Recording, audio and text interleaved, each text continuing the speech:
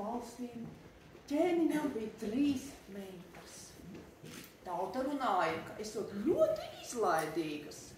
Ķēniņš gribēja to labot un izsludināja, kurš viņa meitas nosargāšot, tas dabūšot pusvalsti un viena no meitām par sievu.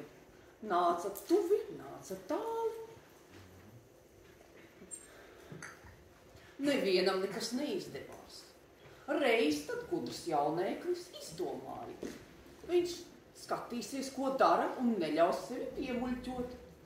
Tad, vakarā pirms gulētiešanas 3 meitas ieper vīna krūkā miegu zāles.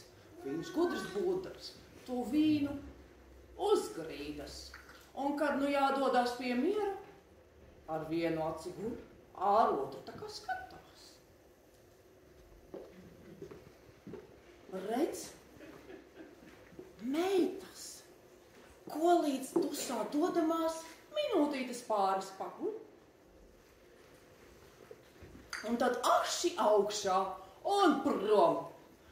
Viņš viņām līdzi skatās pagalmā akmentiņš stāv. Meitas paceļ akmeni pazemē iekšā un ar velniem dancot. Viņam jau 2 reiz nav jāsaka, viņš dodas līdzi, visu noskatās un pagrāb pāris vīna kausus azotē līdzi. Pirmais aizskrien mājās, noliekās gulēt, un nākamajā dienā viņam ir ko pierādījums uzrādīt, ka rekur meitas ir bijušas un ar velniem dancojušas.